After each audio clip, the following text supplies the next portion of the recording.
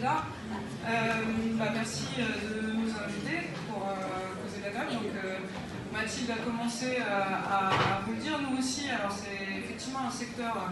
dont on entend un peu moins parler et qui par ailleurs, pour plein de raisons, c'est-à-dire à la fois économique et même numéraire, nous on est le plus petit ministère en fait, de ce gouvernement. Ça c'est moins. Mais en réalité dans la culture et par exemple à la BNF, on est aussi mobilisé, on est aussi en grève reconductible depuis le 5 décembre. Et encore à ce jour, donc c'était mardi, on a fait notre dernier AG, on était encore quasiment une centaine de collègues et on a revoté la grève jusqu'à samedi fin de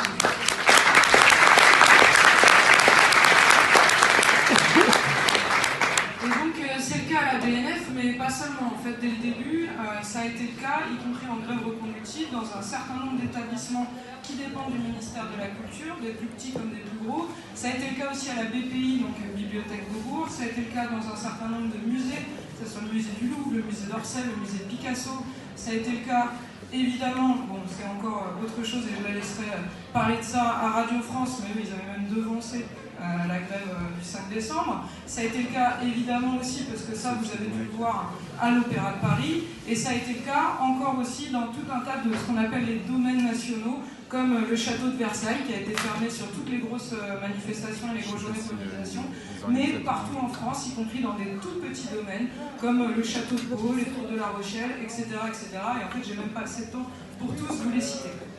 Donc ça, c'est le début. Alors après, effectivement, il y a eu ce qu'on a appelé la trêve des vacances, qui n'en a pas été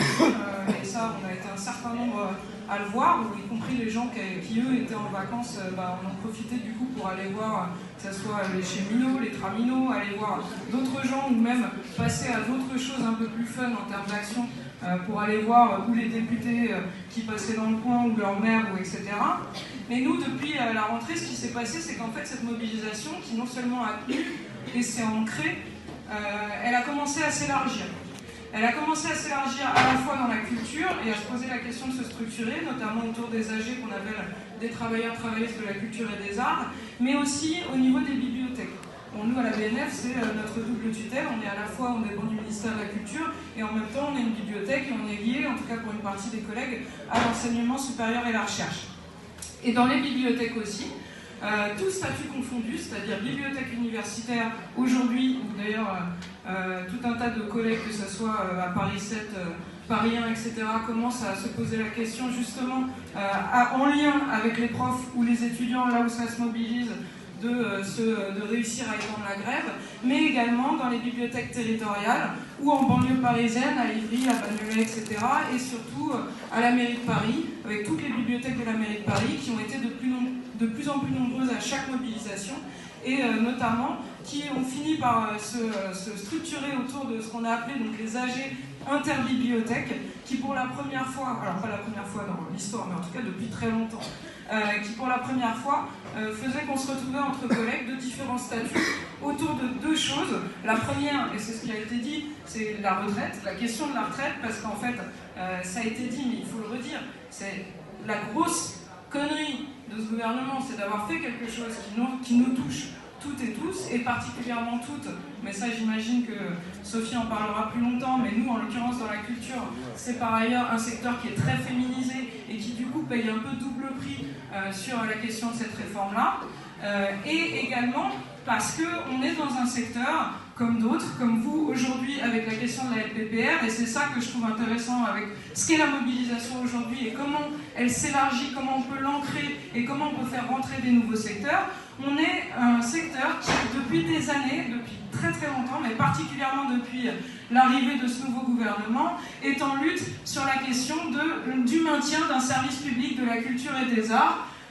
accessible à tous, sur nos conditions de travail, sur les questions des horaires, du travail le dimanche, sur la question des primes, sur la question des titularisations, et dans des luttes qui non seulement sont très dures, parce qu'en face, c'est toujours la même chose, c'est la même chose que sur les retraites, c'est-à-dire on n'écoute pas, on fait comme si de rien n'était, on passe en force, et bien quand on passe en force, en fait, parfois on se heurte aux travailleurs, aux travailleuses, et c'est ce qui s'est passé, et y compris là-dessus, nous, par exemple, on a obtenu le 21 novembre, donc juste avant la grève, on a obtenu deux choses grâce à des mobilisations à la fois locales et à l'échelle du ministère de la Culture. On a obtenu le paiement d'une prime exceptionnelle de 500 € pour la prime de Noël qui normalement devait être réservée uniquement à des cadres de l'administration centrale du ministère de la Culture, ce qui nous a bien aidé pour le début de la grève, on peut le dire. Et la deuxième chose, c'est que le ministère s'est engagé à ne pas supprimer de poste en 2020 à la BNF, alors que c'est le cœur, par ailleurs, d'une de ces réformes qui est AP 2022, c'est-à-dire un programme qui vise à faire disparaître 10% des postes dans le ministère de la Culture entre le début et la fin du mandat. Donc voilà pour vous dire ça. Une dernière chose, voilà. D'ailleurs, j'en appelle, y compris s'il y a des collègues de la bibliothèque de Nanterre qui veulent nous rejoindre autour des cortèges interbibliothèques ou par ailleurs de notre page Facebook pour essayer de se lier et savoir si quelque chose peut être fait à ce niveau-là. Mais dernière chose,